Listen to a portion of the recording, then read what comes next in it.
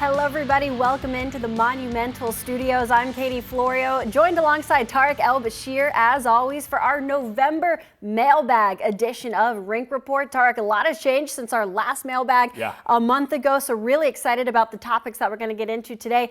But first, we have to start with the Capitals' big win on Tuesday night. No question, they were going through a little bit of a rough patch, but a statement win, so many positives. They win the special teams battle. They see goals from the back end. Logan Thompson running out of things to say about how locked in he has been this year, but all in all, a really solid 60 minutes of hockey. Yeah, that win in Carolina was so important for this Capitals team. I felt like they were starting to get a little fragile because the analytics were showing a team that was playing pretty well, but they weren't getting any results. And there's nothing more frustrating for a hockey team is when you're playing well, but you're still getting L's. And so to get that win against the team that they know that they're going to eventually have to go through to get where they want to be, I think that was really big, their only visit to Carolina. And I think you nailed it right there when you said LT obviously had another great game. He's key to any time this team picks up points, but they got a power play goal. The PK was clean, and they got some secondary scoring. So even without Pierre-Luc Dubois, that's the formula for this team. They can still win hockey games with PLD out as long as they are getting help on the special teams, a little bit of secondary scoring, and LT is LT. Well, a great one for the Capitals as they look to try to make it 500 tonight here against Florida. But we have a lot of mailbag questions to get into before we even get to that. So let's start with our first one. All right.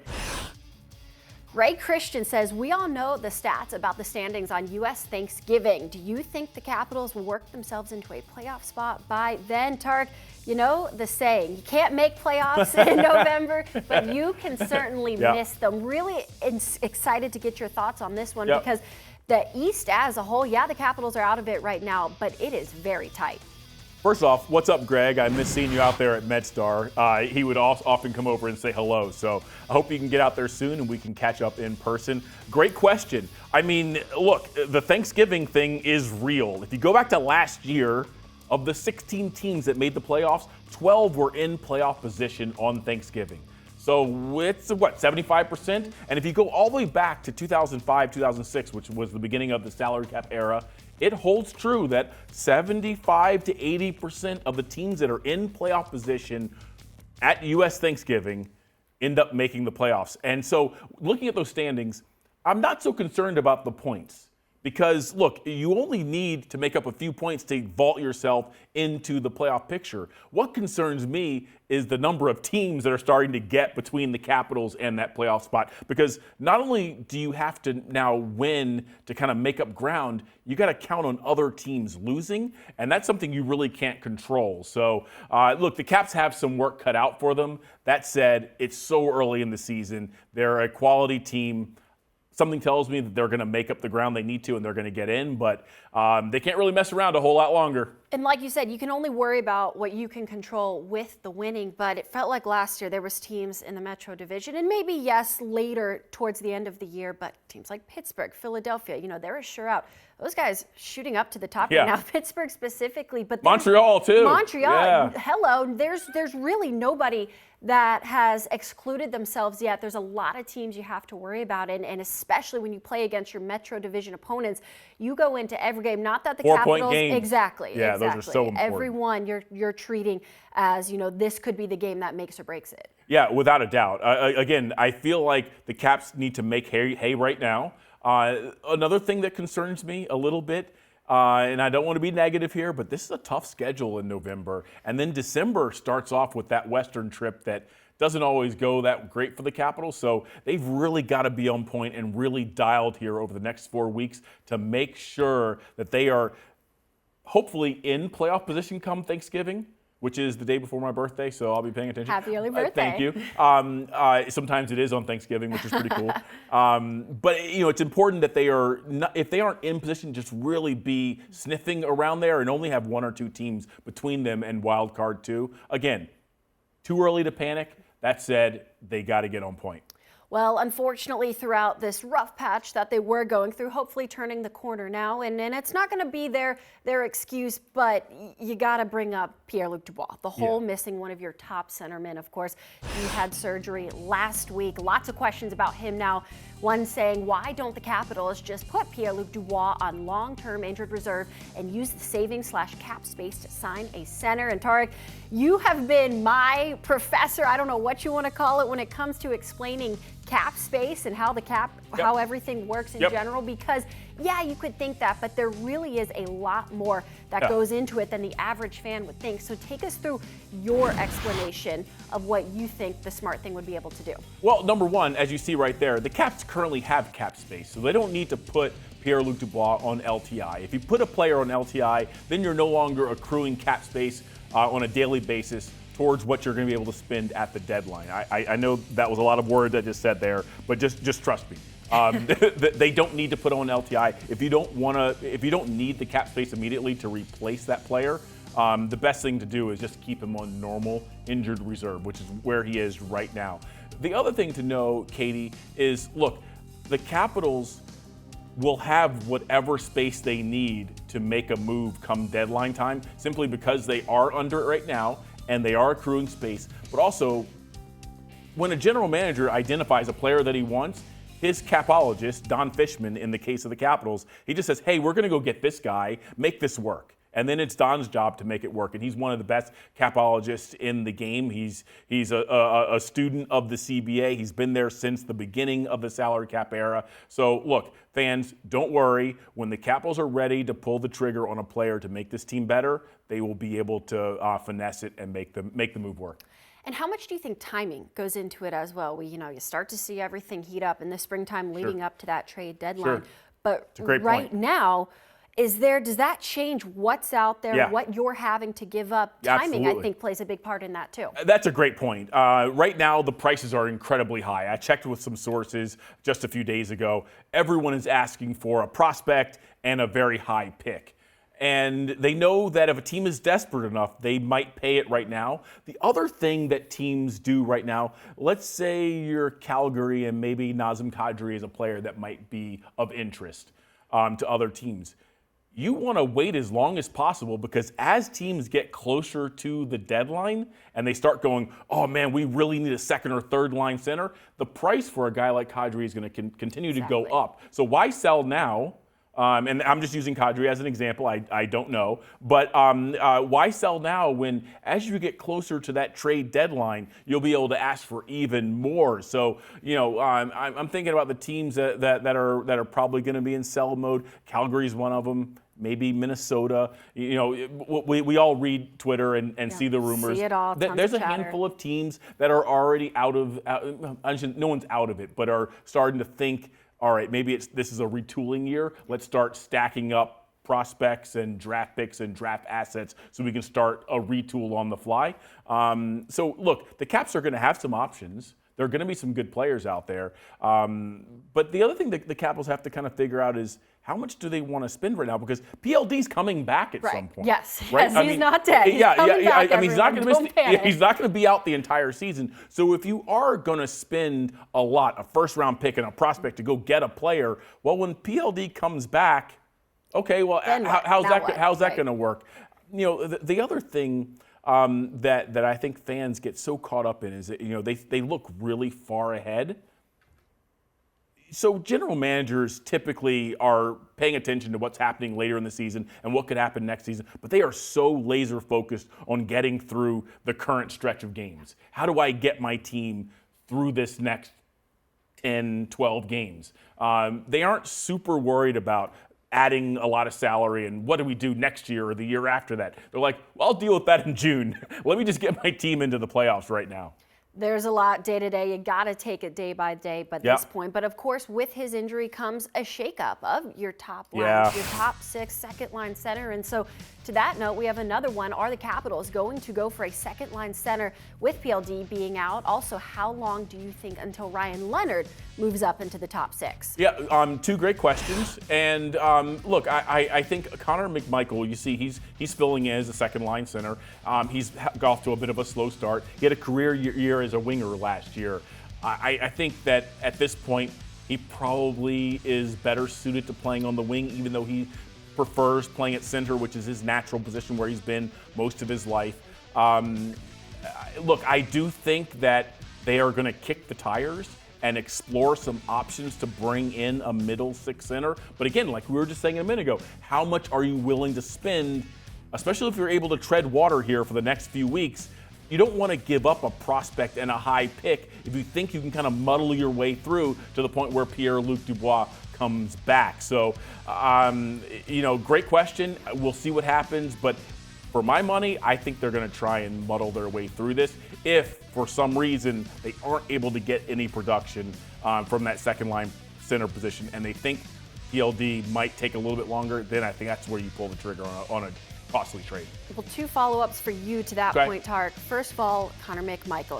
We see the breakout career year last year. This year, now just one power play goal, none at even strength as well. And so maybe in a little bit of rut himself. But yeah, he said center's his natural position. But do you think it's maybe time to move him to wing? And then Ryan Leonard, another one I want to touch on because it's no question that last year the third line was the line that was really trying to find their identity all season, and I think we are still seeing that again this year. Not saying they are holding Ryan Leonard back, but do you think him being a part of that, trying to find that? I know he looked really strong on the power play the other night as well. Are those all things to consider as he's trying to progress individually? So I've had a chance to watch Ryan now since he showed up at the end of last season. And look, my feeling with Ryan is right now at this stage of his career, he's not really a play driver in the NHL. I personally would like to see him play a little higher in the lineup with maybe some more skilled players. I feel like he's the type of guy who's a bit of a complimentary player right now at 20 years old. I think eventually he is going to be a play driver. Eventually he's going to be a TJ Oshie type. But right now, I would like to see him get some more of those plum minutes with some guys who can get him the puck in some scoring areas. I think you might be able to see a little more production from him. Earlier in training camp this year, Spencer Carberry called him a power forward. He wanted us to look at more than just his goal-scoring ability. What do you think you've seen out of that so far? I think I'm looking at a young player who's playing against grown men. But at the same time, I love his feistiness. Like, he is always in the fight. Whenever there's a scrum and he's on the ice, he loves it. Yeah, he is involved. He's sometimes the reason there is a scrum. I love that about his game. And again, I'm a big Ryan Leonard guy. I think he's going to be a fantastic player for this organization for a dozen years or maybe even longer.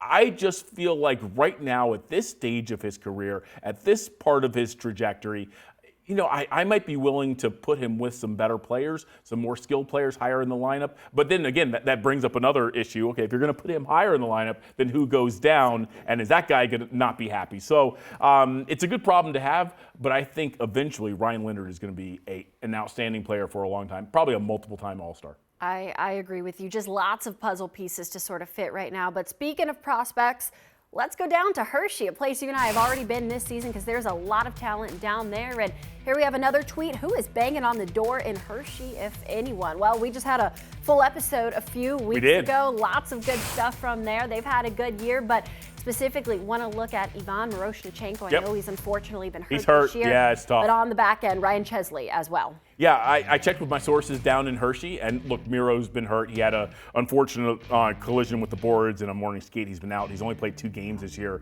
I think when he is healthy, he will put himself back on the radar for the Capitals. Ryan Chesley turned heads in training camp. I think a lot of people within the organization were like, whoa, we knew he was good, but man, he's a lot closer to being ready than we even thought.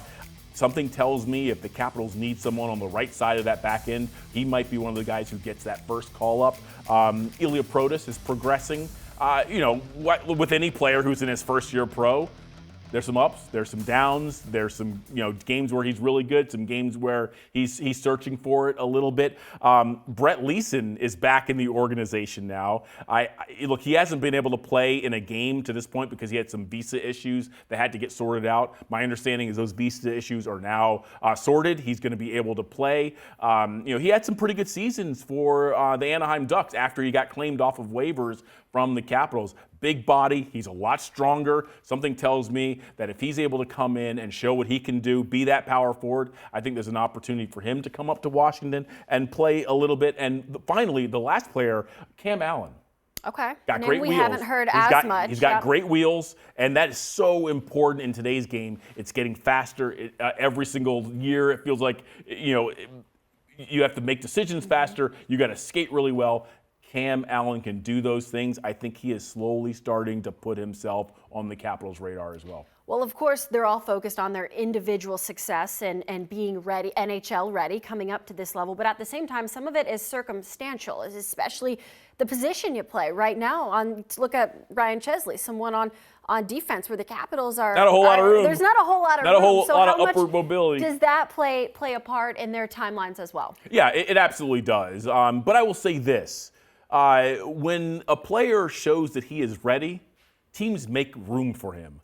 But first, that player has to show they're ready. And so the next step for a guy like Ryan Chesley is he's got to get a call up. And then he's got to come in and show that he's ready to become a full-time player in the NHL. And if he's able to do that this year, personally, I feel like that's going to be next year for him. But if he, let's say, came up as an injury replacement and played incredibly well, the Capitals will make a move to make room for him. He is a prospect. He's a young player they believe in. That said, I feel like Chesley's time to really push himself into that conversation of being a full-time player will probably be in training camp next year.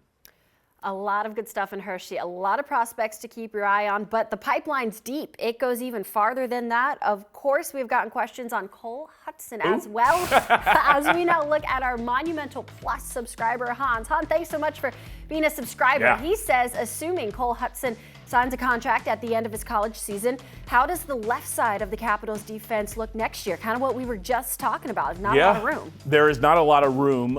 5 goals, 10 assists in 11 games at BU for Cole. That's pretty good. Every time I look at Twitter, he is scoring an overtime winner or just doing something. And they're highlight reel goals as well. Which tells me that he is ready to contribute pretty soon at the NHL level. Look, his brother Lane signed with Montreal after his sophomore season with BU. I would expect the same thing will happen with younger brother Cole. That said, the Capitals, they keep an eye on these guys, but they don't want to interfere with their college season either. I mean, he's playing for BU right now. They don't want to have him thinking ahead or thinking, what's going to happen in March when the Capitals sign me? Should I go? They kind of back off a little bit and give college players their space. That said, when Cole Hudson's ready, he will come up. Look, the left side, as you see right there, Jacob Chikrin, Martin Fehérváry, Rasmus Sandin, it's really strong. The Capitals and Coach Spencer Carberry in particular really like to have their defensemen play on their strong side, lefties on the left, righties on the right.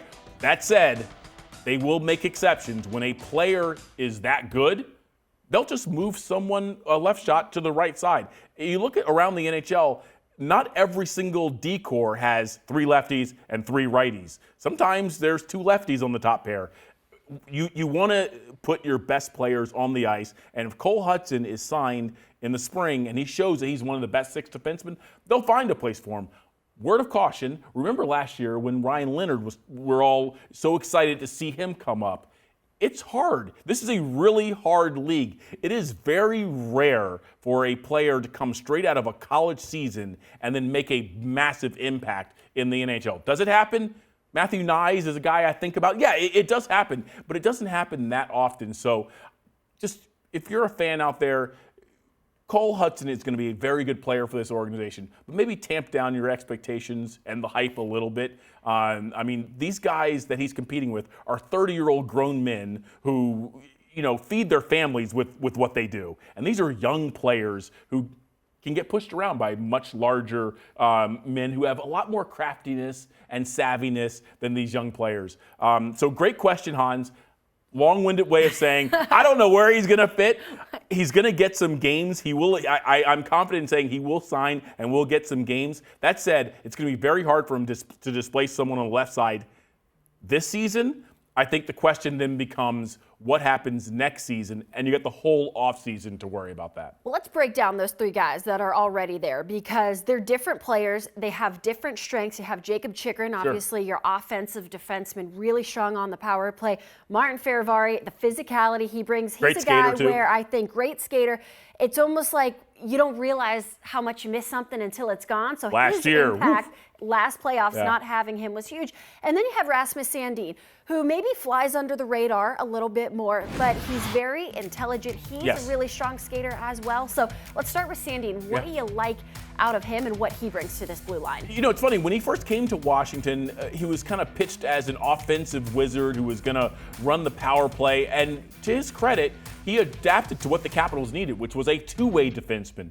He's become a much better player in his own end. He's even killing penalties, Katie. Like, he's becoming a very, very solid two-way defenseman for the Capitals. He's young. He's still getting better. He's still adding tools to that tool belt. You know, I know it's a cliche, but the sky's the limit for Rasmus Sandin. He's going to continue to improve. Something tells me in the next couple of years, he could be a 20-minute-a-night player. He's already found the back of the net this year, too. He jokingly told me before the season started that he didn't even remember what his goal song was because it had been so long since he scored a goal, almost a calendar year, but a really strong start for him. Really great to see Martin Farivari, first and foremost, healthy again. The fact that the knee's feeling well, he's out there, and we see him, we saw it the other night in Carolina, doing exactly what Farivari does, and that's the skating, that's the PKing, and of course the physicality. Yeah, that physicality is kind of an X factor for his game. I feel like the Caps didn't really replace that when they lost Dmitry Orlov a few years ago, and Farivari is now really starting to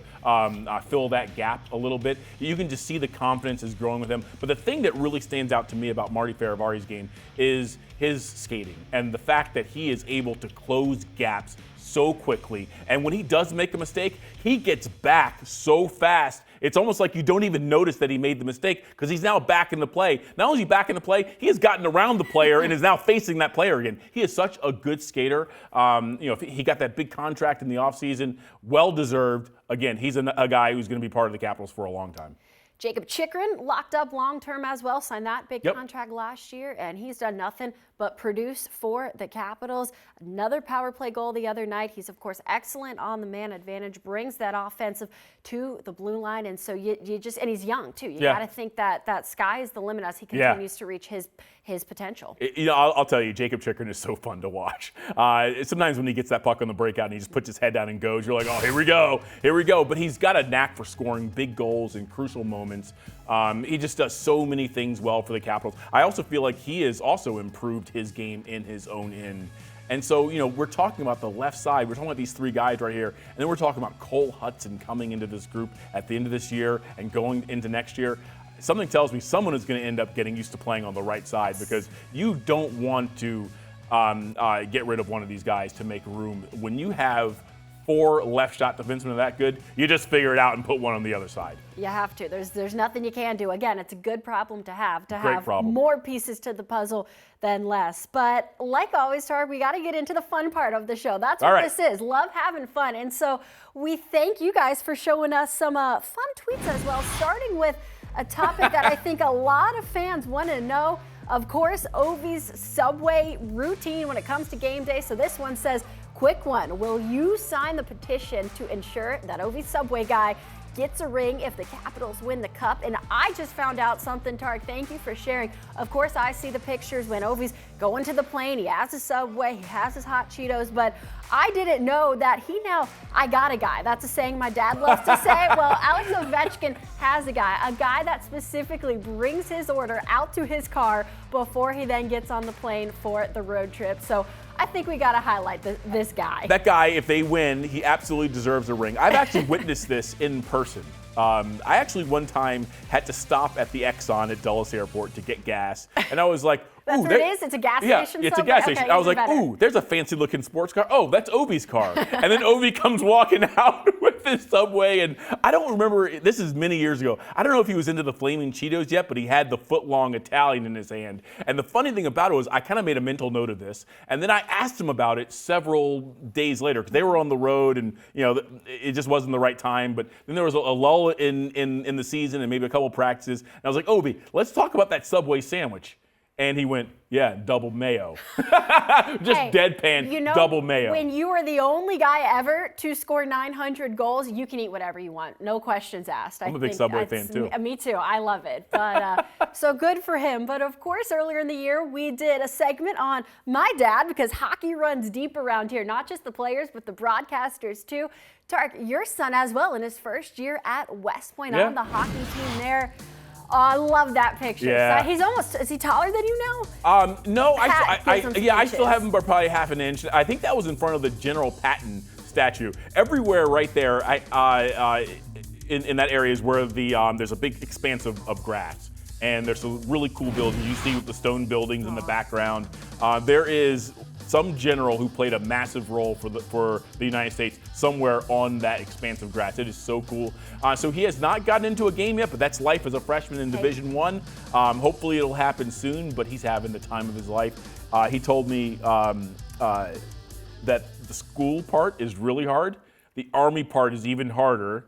But the hockey part makes it all worthwhile. Of course. Well, that's what I was going to say. Was as you should be. Congratulations to Kareem, and not just the hockey part, but a school like West Point. I think there's another saying I heard you say it. It's not a fun place to be all the time in the moment, but it is an excellent place to be from. So as a your dad actually told me about it. I had never heard that. Okay. Your dad told me about that. Well, I think it's very fitting. You have to be so proud of him, not just the hockey experience that he's getting there, but to get into a school like that and do what he's doing. He's jumping out of helicopters in the morning, going to English class in the afternoon. And then going to hockey practice. And then going to hockey practice. So it's a lot, but we're proud of him, and I know you are too. Yeah, that's awesome. Yeah, I just hope he gets to play a game soon, because it kind of makes all this worth it. But he is mission focused. That's great. And like I said, he is really, really enjoying himself. So look forward to seeing him over Thanksgiving break. Absolutely. Well, Tarek, this has been another fun episode. Thank you guys so much for sending in your questions. Always fun